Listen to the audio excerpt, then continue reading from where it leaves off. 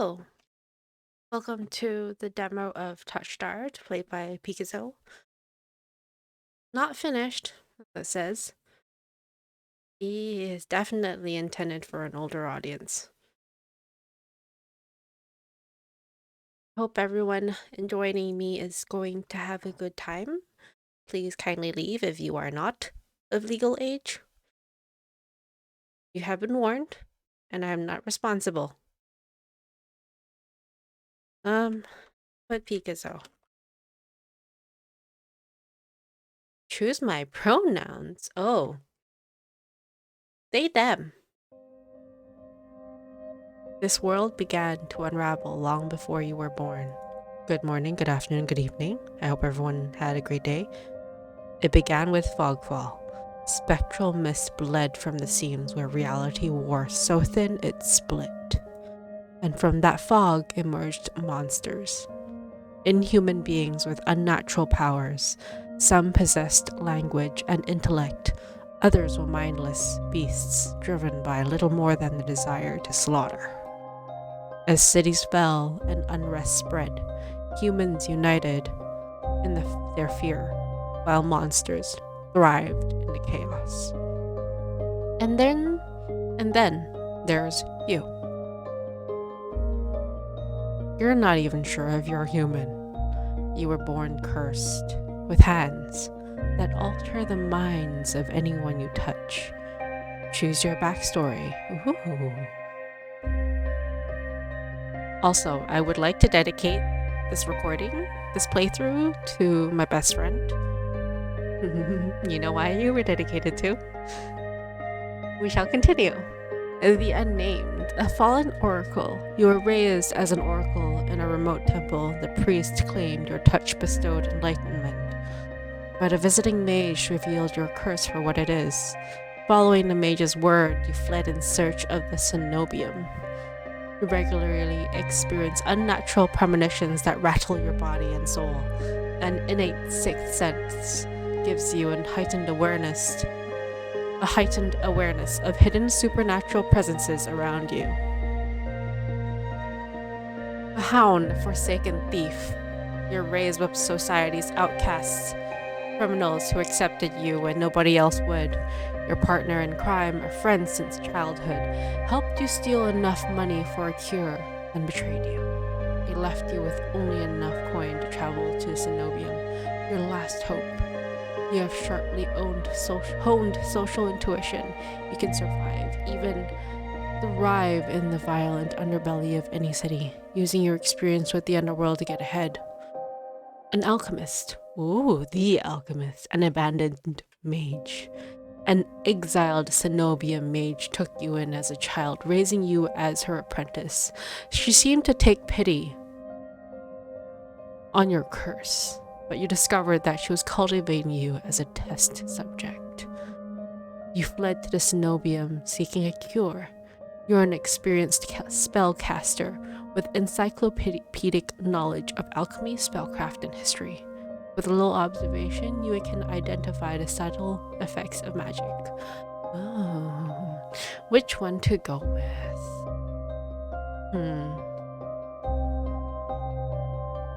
This sounds like fun.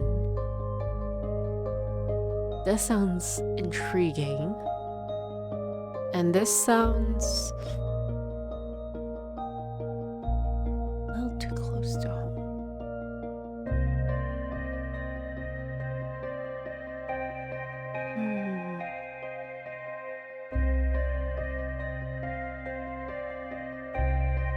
Let's go with intrigue.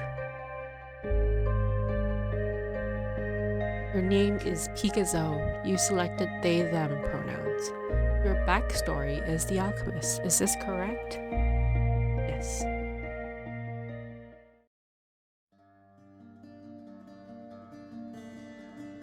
The wasteland stretches as far as the eye can see. There's nothing out there but death. The ever-present stench of decay and countless sun-bleached bones cast like seeds across the barren. You could say death doesn't scare me, but tell the truth, I'm desperate. It's been 2 weeks since I joined a caravan bound across the wastes, Finding a group that would accept me was a trial in itself. As rations grew sparse and my canteen ran dry, I began to despair. But then I saw it. Iridia, the city of knowledge, one of the last bastions of humanity left in the world, and home to the famous academy called the Cenobium. All the world's knowledge gathered in one place. If there's anywhere I'll find a cure for my curse, it's there. All that stands between me and a curse is a final stretch of salt-soaked wastes. Or so I think, until I see the first tendrils of fog snaking beneath the wagon.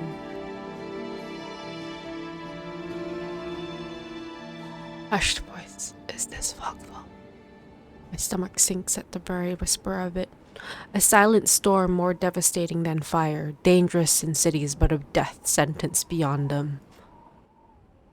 A thick blanket of gulf engulfs us. Smothering out the lantern's light, the wagon lurches to a stop. An eerie silence heavy as the mist falls over us. The only warning we get is a strangled scream. Stay back! No! The cry dissolves into wet gurgling. Then the wagon violently pitches to the side. I hit the ground hard, the air punched from my lungs. Then when I open my eyes, adrenaline lends sudden, awful clarity to the carnage around me. A trader I once shared bread with lies face down in the mud, their backbone reduced to long strings of torn muscle, gleaming gristle, and exposed bone. Bodies litter the wasteland. I try to rise, but my ankle explodes in pain, so blinding, white blooms across my vision. Only when my eyes adjust do I see the dark shape in front of me. A soulless stoops over the twisted form of a caravaner. I freeze. It swivels its head. Dozen bulging eyes twitch in my direction and blink as one. Soulless lets out an ear-splitting shriek and runs at me. But right before it reaches me, the beast barrels past, vanishing into the mist. Distantly, a horse screams in the dark. I need to move now. Run for the city.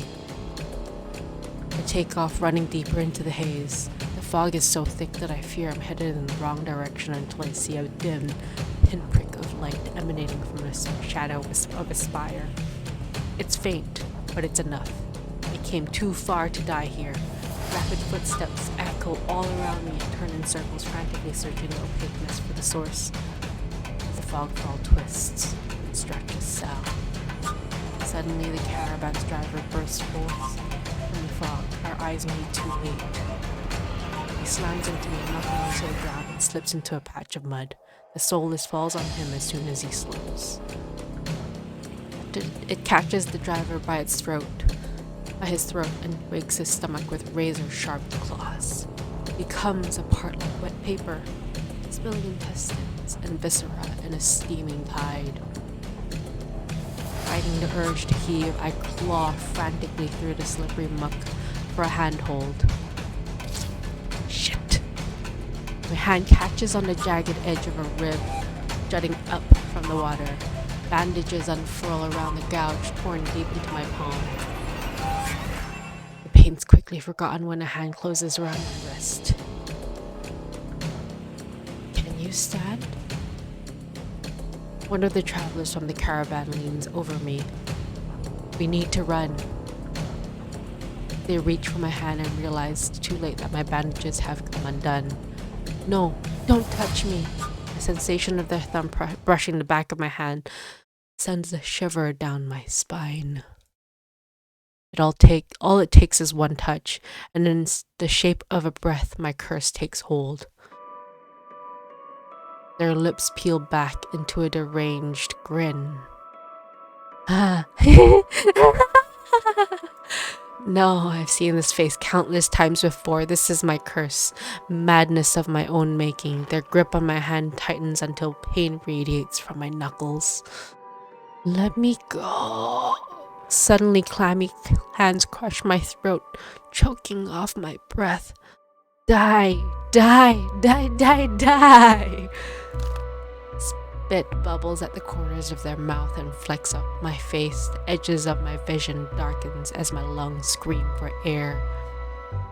Bite them off. My nails gouge deep into the traveler's wrist, but no matter how much blood I draw, they don't flinch. The more I struggle, the tighter their grip grows. My pulse hammers in my ears, slowing with each thudding beat. This can't be happening. I'm going to die. Not because of the fog ball or the soulless, but because of my own curse. Tears stinging my eyes. No, not here. Not like this. The hands drop from my neck, leaving me wheezing for air. My lungs burn with each ragged cough. My vision clears, and the traveler's face takes shape, hovering inches from my lips still split in the macabre smile, even as blood seeps between their teeth. They give one last shuddering breath, then slumps over the claws hooked through their stomach. The soulless shoves the body aside, and the glowing eyes study its leathery thin skin as though grinning. I have to turn it down. There's a flash of claws, red spill across my vision. I thought there'd be pain, but as I sink into the murky water, all I can feel is the grit of slit filling my mouth and the icy embrace of shallow water. Distantly, I notice an arm resting among an outcrop of reeds, mine neatly severed at the elbow. I should have taken both arms. Without them, maybe I could have survived. Maybe I could have had a home. And instead, I'll die cold, alone, and face down in a desolate wasteland. A fitting end for a monstrosity like me.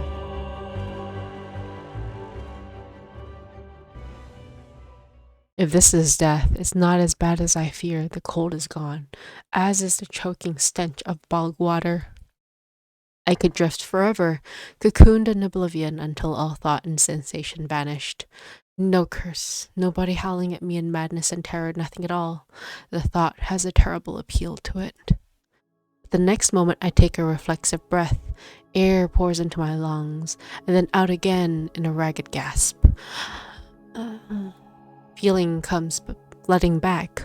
Warm cloth on my bare skin, a firm surface underneath me, a strange tang of sulfur in the air. Do not be afraid.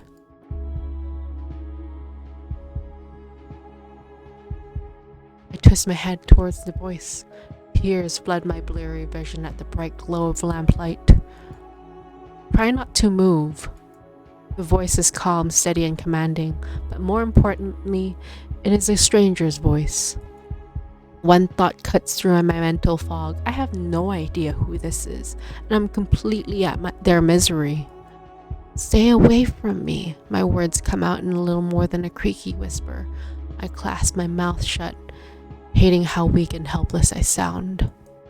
No. Who the hell is this? Sit up. I manage to push myself up on one elbow, but my head swims, and my surroundings give an alarming lurch. A stubborn patient. I don't have the strength to dig by with a response. Instead, I pull the sheet up higher, wipe my eyes until my vision clears. The stranger towers over my prone form. Warm light reflects off his pristine medical coat. I instinctively shrink back, and that's when I notice that I'm completely naked except for a thin linen sheet. Naked, lying on a low cot with a pair of sharp golden eyes watching my every move. A man's gaze flickers to my exposed, unbandaged hands. I plunge my hands under the sheet to hide them from sight, though it's too late. He must have noticed what they look like. Strange, pursed, inhuman. I braced myself for his inevitable suspicion and disgust. But his expression doesn't even flicker from that courteous smile. He just watches in placid silence as I struggle to make sense of my surroundings. Where am I? Who are you? Be calm, you are safe here. Whoever this is, he clearly has no idea who or what I am. I've never been safe anywhere, with anyone. Even my own mentor, my teacher, thought I was nothing but a convenient specimen to be used and discarded. I scowl, pulling the sheet protectively around myself. Where are my clothes? The man's golden eyes narrow slightly. A sharp sigh rustles the papers in his hands. I see you are not to be dissuaded. Your clothes were torn to shreds when I found you, but I procured replacements. With a soft creak, he stands from his chair, giving me a better view of my surroundings. I seem to be in some sort of medical clinic. Bottles of silvery alchemical concoctions line the counters in neat rows. The air makes my nose twitch, a faint whiff of smoke and something distinctly metallic that I can't quite place. The doctor produces a large, dense bundle of cloth, which he sets at the foot of my cot. He's easily a head taller than most, and I have to crane my neck to look at him. Thank you. I should be polite if I can, especially since I don't know who this is, what he can do, or what he wants with me. Thank you. You are welcome. I will leave you to get dressed. With a curt nod, he leaves through a narrow door. I hear a soft click as the lock turns behind him. I count to 3 in a sudden silence. When I do not hear any more footsteps, I reach for the bundle of clothes. An itch on my elbow stops me short. I reach down to absently rub at it, then freeze when my fingers meet a neat line of stitches. I know what I saw. That beast took my arm clean off, and yet my arm shows no sign of injury apart from the black stitches poking through my skin. I gingerly flex my fingers, feeling my heart race at the sensation. This is impossible. I should be dead, or at the very least, gasping out my last breaths.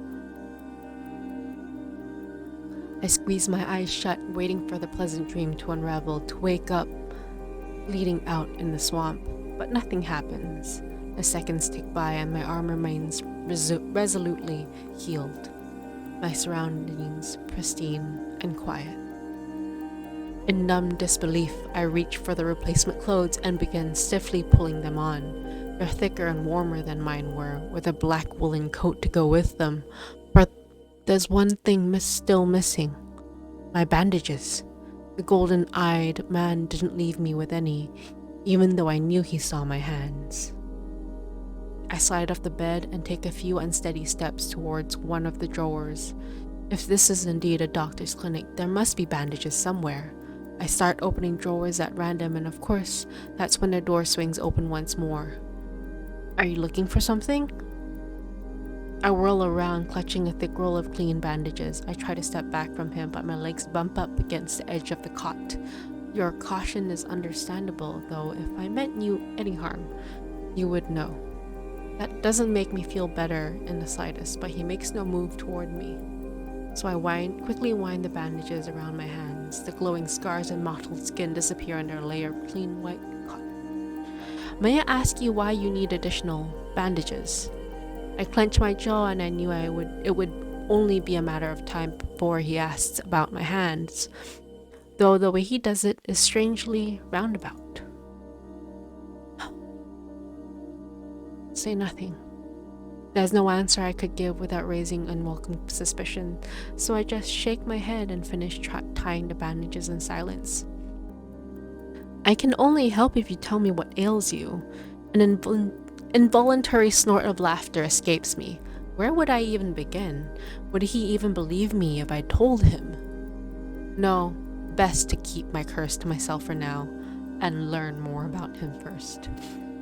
Who are you? You may call me Kuras. And where exactly am I?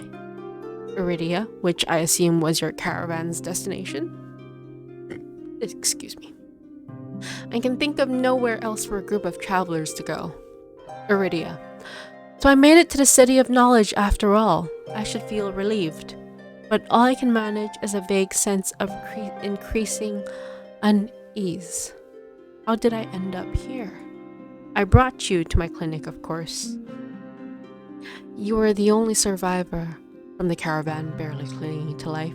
You needed immediate treatment, which you provided? Yes. He says it so simply, as if I am a small child and he's explaining basic addition to me. I frown and flex the fingers on my recently healed arm. Aside from being a bit stiff, it feels fine, thoroughly attached to me. You're saying that you stitched my arm back on. Pardon? A soulless attacked the caravan. It ripped everyone to shreds. It tore my arm clean off. But when I woke up here, I spent my entire life learning from a Cenobium mage and know of no alchemy or magic that could reattach a severed limb. Even if he somehow could heal me by magic, should detect traces of it, but I sense nothing out of the ordinary at all. The Dr. Kuras pinches the bridge of his nose. He sits back down on his chair, quiet, for a long time. I do not know where you come from, but Iridia is the city of knowledge and deadly secrets alike. Information is power, and it is most unwise to give or receive it freely. Since you have refused to divulge your secrets, I will not divulge mine. I do not even know your name. You are new to Iridia, so I will overlook the specific breach of etiquette. However, you should not expect others to extend the same courtesy. Do you understand? He looks pointedly at my freshly bandaged hands. Loath though I am to admit he has a point, I am also a complete stranger to him, and if he's telling the truth, he saved my life. I take a deep, steadying breath. This time when I speak, I sound a bit more like myself. Picazo. My name is Picazo. It is a pleasure to meet you, Picazo. There's a little more warmth in his smile, his polite demeanor, back in an instant. Thank you for saving my life. Thank you for saving my life.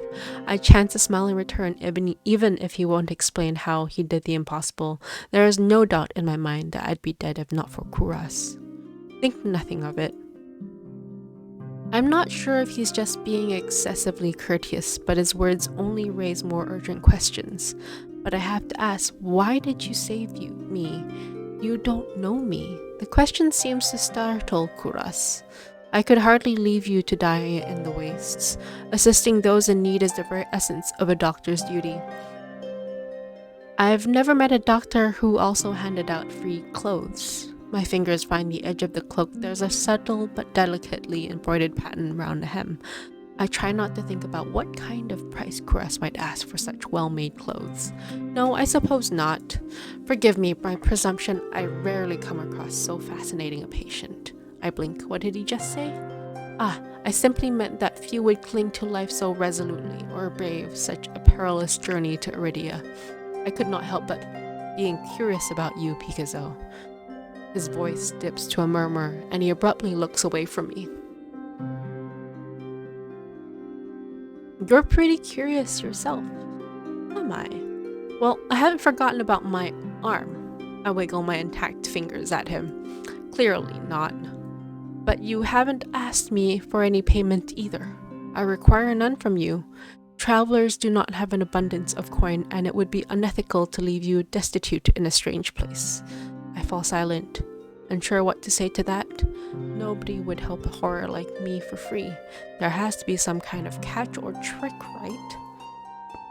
A loud knock at the front door stops our conversation cold and spares me from having to say anything else. Duty calls. Unfortunately, you are not my only patient today.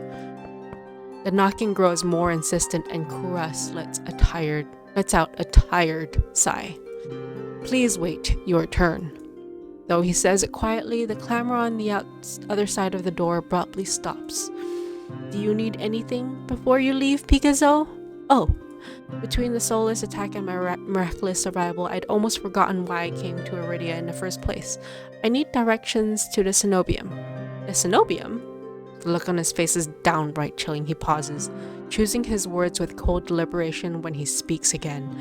Whatever you seek, it is very unlikely you will find it there. The Cenobium's gates open for precious few visitors. Even if they did, you would not like what you found inside. My heart sinks. Is he saying that I came all the way this way for nothing? Risked life and limb for nothing? No, that can't be. I've only just arrived in Iridia. Iridia is the largest city still standing. There has to be a cure for me here. Then if not the Cenobium, where would you suggest? Do you know anyone else in Iridia? I shake my head, and I suggest a local guide. Head to the West Wick and ask for Leander. Excuse me, the what? The Wet Wick. He sounds deeply unamused. Follow the postings advertising Leander's bloodhounds. They are difficult to miss. When you meet Leander, tell him I sent you. That isn't much to go on, but Caress points towards the clinic's back door. You will be safe so long as you do not draw attention to yourself. That is easier said than done. I've always been a magnet for the worst sort of attention. If you require my assistance, you may return whatever you wish. Though he's smiling, there's a note of finality in his voice. Resigned to my dismissal, I slip out the back door. Ladies and gents, I am pausing here. Yeah. Because my mouth is tired. So, we will be back and we'll play more of this game. TouchStarved sounds amazing right now. Until next time, toodaloos. Thank you so much for joining me. Please like and subscribe if you enjoyed it. Leave a comment if you didn't, maybe. I'd love feedback. Leave a dislike. That is acceptable too. Toodaloos. Have a good one.